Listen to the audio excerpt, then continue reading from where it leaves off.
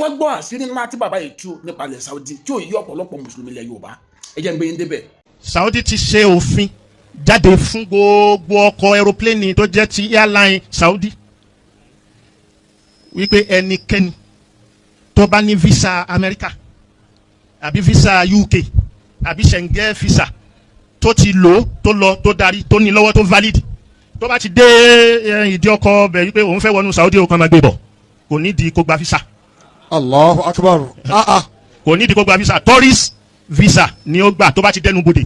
àwọn fún ní visa àìdá oṣù mẹ́ta àbóṣù mẹ́fà àbọ́dún kan. Allahu Akbar. So ibikíbi nù Saudi ló lè wọ̀. Allahu Akbar. So èyí tí wọ́n fi ń wí pé tó bá fẹ́ wọ Mọ́kà tó sọ pé láyé dòkóló ha gẹ́rù muslim kò sí yẹn mọ́ buddhist pẹ̀lú aṣọ ẹ̀ ó lè wọnú Kaaba àbí tourist ni visa tourism lọ́wọ́ àlọ́wẹ́ kò síbi tí ó lè wọ̀. So obìnrin tó ṣírí ilẹ̀ ará Amẹ́ríkà tó jẹ́ kiri yóò tó jẹ́ kèfèrí tí ò ní ẹ̀sìn tí ó lè wọnú haram ó ṣe tourist ni. Allahu Akbar. Ó ṣe tourist ni àbí tourist ṣáà ni tourism ló ń ṣe ni so ibikíbi ló lè wọ̀ ń bẹ̀ so ìwọ tó. now ẹ kí ni nǹkan tá à ń sọ èyí mùsùlùmí alákatakítí kò borí ẹ sọ lókùtù apá ní ìgbà kan wò kan ẹ ti rí báyìí bàbá tó ń sọ̀rọ̀ èyí mùsùlùmí ni wọ́n o ẹlòmíì torí pé sáfẹ́ lọ Mẹ́kà àyà owó ata ilé ata oko wọn ni wọ́n ń sọ fún yín sí pé kò sí sẹ́rímọ́nì kan bẹ́ẹ̀ mọ́ ẹlòmíì ó forí ọmọ ọlọ́mọ gúnṣẹ́ wọ́n lè pé tó ń bá ti dé Mẹ́kà tó ń bá ti tọrọ ìdárí ẹ̀ṣẹ̀ lọ́dọ̀ máa darí jẹun wọn ni wọ́n sọ fún yín pé tourist center ni. àwọn Amẹ́ríkà tẹ́ni wọn gba ẹ̀sìn Europe tẹ́ni wọn gba ẹ̀sìn òun ni Saudi fún ní vis tó fún wọn nínú opportunity wọn fún ẹ̀yìn Áfíríkà tẹ́gbẹ́ ẹ̀sìn yẹn lérí wípé tó bá ti ní pálí Amẹ́ríkà tàbí ti Europe tàbí Schengen automatically visa on arrival ni wọ́n máa fún ẹ̀wọ̀ Saudi tí wọ́n fún wa ní àǹfààní yẹn nígbà aláwọ̀ dúdú bá a ṣe ń para wa torí ẹ̀sìn yẹn tó àbí ṣe bí àwọn Boko Haram tó bá fẹ́ ju èèyàn ní ọrùn kí wọ́n máa sọ wọ́n ní Allahu Akbar àwọn Iswap náà kí wọ́n máa sọ Allahu Akbar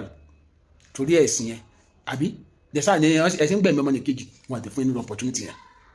ẹ̀yin mùsùlùmí kan lẹ̀ Yorùbá alákatítí mùsùlùmí lẹ̀ Yorùbá tẹ́ni ànábì ní ẹni tó bá ti ṣe ẹ̀sìn ẹ gbọ́dọ̀ bá ṣe okay what of ẹni tó wá kí ṣe mùsùlùmí ní Amẹ́ríkà tí Saudi wá ní tó bá ṣàdínyẹ American passport visa on arrival àwọn máa fún kọ́ ẹni tí ò kí ṣe mùsùlùmí ní UK ẹgbẹ́ bàbá ìsọ ní tí àwọn tó jẹ́ tó ń ṣẹ̀sìn Buddha gan tó bá wọ aṣọ ẹ̀ débẹ̀ Saudi máa gbà kó wọlé Saudi tó ní ẹ̀sìn yẹn nìyẹn o ṣùgbọ́n ẹ̀yin nílẹ̀ yìí ní Áfíríkà ẹ̀sìn lọ́dẹ̀ yẹn àfáàtẹ̀sẹ̀ fẹ́ gbàgbọ́ tìlà nílẹ̀ Yorùbá yìí ẹ̀yin sọ pé ànábì ní ẹni tó bá ti ṣe ẹ̀sìn yẹn kẹ́ má bàa ṣe ṣùgbọ́n Saudi lè invite America tí ò kí ṣe ẹlẹ́sìn yẹn wọbẹ̀ Saudi lè gbà kí ọmọ Europe tó kí ṣe ẹlẹ́sìn yẹn kó wọbẹ̀ Saudi lè gbà kí ọmọ India tó kí ṣe ẹ̀yin pé ẹ̀yin kan máa ń pa mí lẹ̀ Yorùbá yìí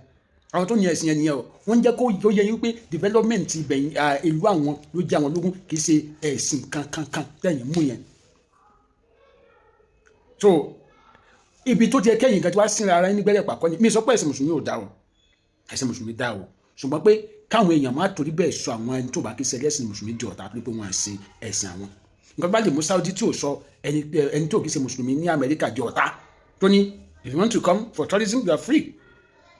tí ò sọ ẹni tó wà ní Europe tí ò kí ṣe ẹlẹ́sìn mùsùlùmí di ọ̀tá tó ní you are all welcome to our country tí ò sọ India tí ò kí ṣe ẹlẹ́sìn mùsùlùmí di ọ̀tá tó ní come we are going to welcome you tí o sọ wọn dọ̀tà kí wá ló kan kí wá ní àṣejù tá a wá mùsùlùmí ilẹ̀ Yorùbá tẹ máa sọ pé torí pé mo ti jẹ́ kìrìsìtẹ́nì ànábì ní kẹ́ má bá mi ṣe kẹ́kọ́ mo ti jẹ́ lẹ́sìn bílẹ̀ ànábì ní kẹ́ má bá mi ṣe ṣé American ẹni tó ń wá tó jẹ́ ọmọ orílẹ̀-èdè Amẹ́ríkà tí sáré sọ pé tó bá ti ní passport Amẹ́ríkà automatically àwọn máa jẹ́ kó wọ ìlú àwọn yẹn sẹ́yìn mọ̀ bíyá òun àti Sàtánì kan jọ ń jẹun ni ẹ dá mi lóhùn so ibi tí a ti gbọ́dọ̀ jẹ́ kó wá pé nílẹ̀ aláwọ̀ dúdú ni èmi sọ pé ẹ̀sìn mùsùlùmí ò dá ẹ̀sìn mùsùlùmí dá o pé ṣùgbọ́n a ní láti sọ̀rọ̀ àwájọ ọ̀tá mo wo fídíò kan last week tí bàbá kan pariwo síta wípé òun convert sí Christianity ó wá ní ká gbọ́ fídíò tí twin brother tó send sí twin brother wá ní òun fún ní 24 hours kó padà sí ẹ̀sìn mùsùlùmí láyé bẹ́ẹ̀ wọ́n ní dá sí mọ́ ẹ̀rí báwa ṣe gba ẹ̀sìn yẹn ní tiwa àti gbà sódì tábà gbà sódì sọ ẹ káwọn kan máa gbẹ̀mí ọmọ èèyàn ẹgbẹ́ wọn ní òkè ọya torí pé ẹ̀ ń ṣègbè lẹ́yìn ẹ̀sìn mùsùlùmí tẹ́ ṣáájú òde ṣe bẹ́ẹ̀ ṣáájú òde ṣe bẹ́ẹ̀ ṣe bẹ́ẹ̀ ṣàgbọ́ lẹ́nu bàbá yìí tó bàbá yìí tó dẹ̀ gbé ọ̀rọ̀ yìí jáde bàbá yìí ń fẹ́ kí ó ń fi sí yín níyè náà ni wípé ẹ má jẹ́ ká ṣe ẹ̀sìn yẹn kọjá bí àwọn tó introduce ẹ̀ sí wa ṣe ń ṣe a lè dá mùsùlùmí tiwa sílẹ̀ kò kò possible káwa Yorùbá sọ pé a fẹ́ dá mùsùlùmí tiwa sílẹ̀ ọ̀hún ní Áfíríkà káwa fẹ́ dá mùsùlùmí tiwa sílẹ̀ ipa Saudi náà láti máa tọ̀ tó dáwọn ló ní àwọn ènìyàn tó dìṣẹ̀ sí wa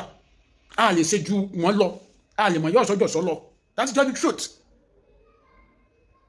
àbí ilẹ̀ yìí sí nǹkan gbàgbà yìí sọ ẹ fi ìròyìn hàn ní abẹ́ comment section. This is Adomade. Bye for now.